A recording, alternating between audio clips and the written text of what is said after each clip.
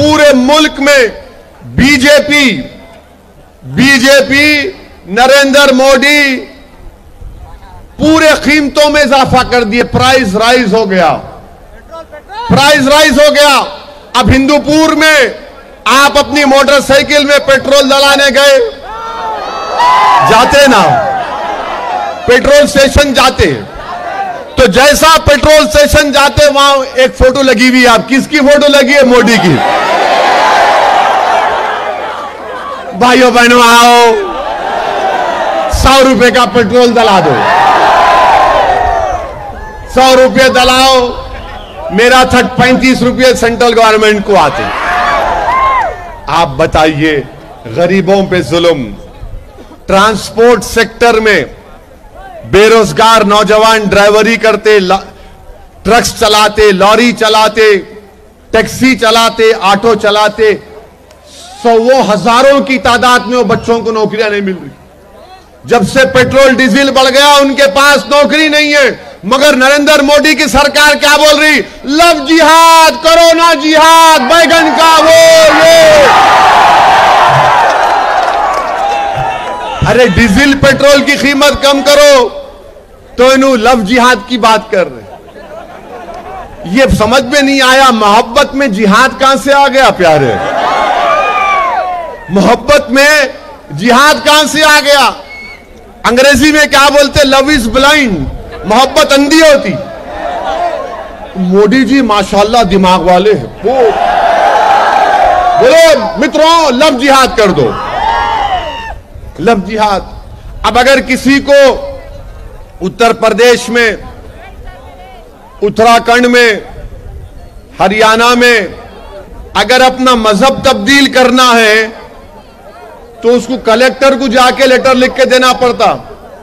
उन्हें 1 महीने का टाइम लेंगे, 1 महीने का टाइम लेके उन्हें देखेंगे, कहते कलेक्टर कि कहीं इस पे कोई दबाव तो नहीं डाल रहा, कहीं उसको कुछ वो तो नहीं कर रहा। अरे आप कौन होते भाई मेरे को पूछने वाले? उन्हें अगर बालिग हो गया, अडल्ट हो गया, शादी कर सकते ना। मगर मोदी जी बोल रहे नहीं नहीं, शादी भी करना है तो मेरे से पूछ के करना। आप क्यों आ रहे भाई? हम उर्दू में क्या बोलते? क्या करेगा काजी जब मियां बीवी राजी। इन्हों ऐसा कानून क्यों कानून बना रहे? मुसलमानों से नफरत पैदा करो, मुसलमानों से नफरत पैदा करो। अच्छा, आज से 1 साल पहले 18 या 19 मार्च को लॉकडाउन हो गया था। लॉकडाउन हुआ था ना, याद है या भूल गए पूरे?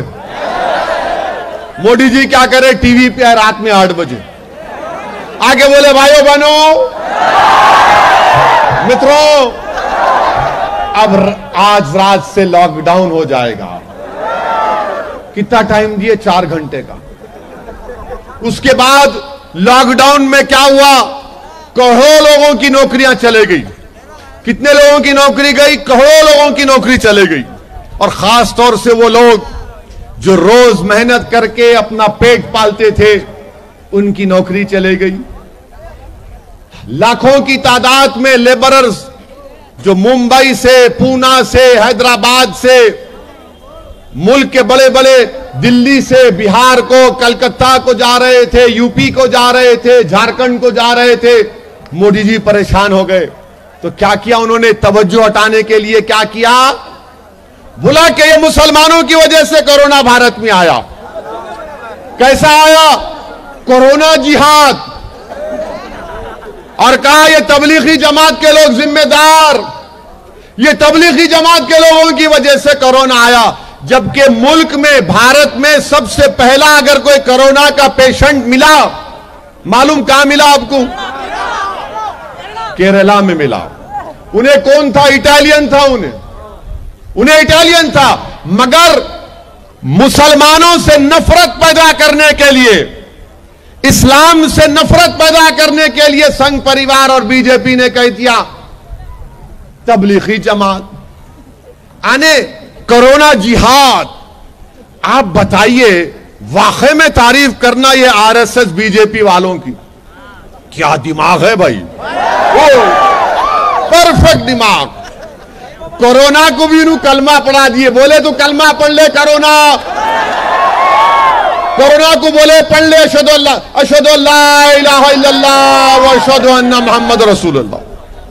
क्या बीमारी का कोई मजहब होता? कोई मजहब होता बीमारी का? बताइए आप। मगर मकसद क्या था कि अपनी नाकामियों की तवज्जो हटा दो और मुसलमानों पे डाल दो। तबलीगी जमात के लोगों को पकड़ा पकड़ी शुरू हो गई। अच्छा, फिर यह पकड़ा पकड़ी का असर यह भी हुआ कि YSRCP का डिप्टी चीफ मिनिस्टर, क्या नाम है उसका? नारायण स्वामी। भूल गए? अरे कैसा भूल जाते भाई आप लोग।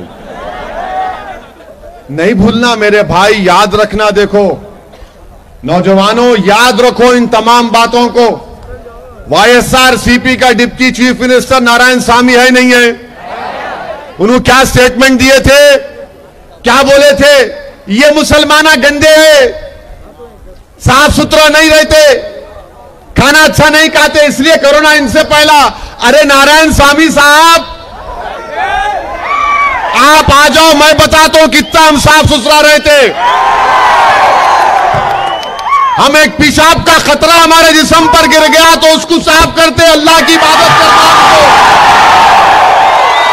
मगर ये नारायण स्वामी बोल दिए और आप लोग खामोश बैठ गए। कौन नारायण स्वामी के खिलाफ आवाज उठाया? मैं हैदराबाद में बैठा था, मीडिया के लोग वापिस आए, मेरे से पूछे, मैं बोला खबरदार, अगर हमारे पोंगली उठाएंगे ठीक नहीं है, याद रखो। क्या एक्शन लिए YSRCP के लोग? हम यहां पे हिंदूपुर को आ रहे तो बोले मत आओ साहब, अच्छा माहौल है। आपका डिप्टी चीफ मिनिस्टर इस तरह की वाहियात बात किया, कोई कुछ नहीं बोलते। और माशाल्लाह आप लोगों को भी याद नहीं है। याद रखना चाहिए, क्योंकि हमेशा याद रखो, अच्छे वक्त में तो सब तारीफ करते, जब बुरा वक्त आता ना तो जब ही शैतान की जहनियत का अंदाजा होता हमारे को। जब इनके दिमागों में जो छुपा है, अल्लाह इनकी जबान से निकाल देता कि ये इनकी नीयत है, ये इनके अज़ाइम है, ये इनकी सोच है और ये इनकी नफरत है। मेरे अजीज दोस्तों और बुजुर्गों, तबलीगी जमात के लोगों पर जुल्म एक के बाद एक पकड़ कर डालते गए। नहीं इनका करे उनका रे। कोरोना का कोई मजहब नहीं था, ना कोई मजहब है। अगर अमेरिका में फैल गया, 5 लाख लोग अमेरिका में मर गए अब तक। कौन फैलाया वहां पे? इटली में, जर्मनी में, इंग्लैंड में अभी भी चल रहा है, बर्तानिया में। मगर हमारा एक ही मुल्क है जहां पर मुसलमानों को, इस्लाम को बदनाम करने के लिए साजिश रची गई। मगर अल्लाह का लाख लाख करम है कि अल्लाह सुब्हाना व तआला ने इनकी साजिश में इनको नाकाम कर दिया। इनकी झूठ इनके मुंह पर पड़ गई। पूरे कोर्ट में केसेस चले और कोर्ट में केस गया तो एक के बाद एक कोर्ट बोल रहा कि तुमने गलत किया, इनका कोई रोल नहीं है, छोड़ो इनको। पूरे केसेस खत्म हो गए अल्हम्दुलिल्लाह। इंडिया फर्स्ट 199 कस्टम स्टोर में आपका स्वागत है। Podium mall, Toli Chowki, ground floor. आप लोग जो भी हजरात फ्रेंचाइज लेना चाह रहे हैं, जो 99 स्टोर फ्रेंचाइज नहीं लिए हैं, वो 199 स्टोर इंडिया फर्स्ट की आप फ्रेंचाइज ले सकते हो, ठीक है। और जो सप्लायर हमसे जुड़ना चाह रहे हैं, जो आपको लगता है कि 99 199 में आपके प्रोडक्ट बेच सकते हो, वो भी आपके लिए वेलकम है। यहाँ पर आप आइए, मुझसे मिलिए। 3 बजे से लेकर शाम के 9 बजे तक यहाँ पर रहता हूँ मैं। और कांटेक्ट करिए नीचे लिखे हुए नंबर पे। नाजरीन, इस खबरनामे के ताउन करदा इजी एक्सप्रेस 99 स्टोर, टोली चौकी, पोडियम मॉल, हैदराबाद। दोस्तों आज ही विजिट करिए easy express 99 store, podium mall, Toli Chowki, ground floor. और हमसे मिलकर जानिए बिजनेस करने का तरीका। होलसेल में आप मुझसे माल ले सकते हो और फ्रेंचाइज के बारे में जानकारी ले सकते हो, किस तरीके से खोलना है, प्रमोशंस वगैरह के बारे में। कांटेक्ट करिए इस नंबर पे। चलो चले 99 इजी एक्सप्रेस 99, चलो चले 99, चलो चले 99, चलो चले 99 इजी एक्सप्रेस 99, चलो चले। नाजरीन, इस खबरनामे के ताउन करदा इजी एक्सप्रेस 99 स्टोर, टोली चौकी, पोडियम मॉल, हैदराबाद।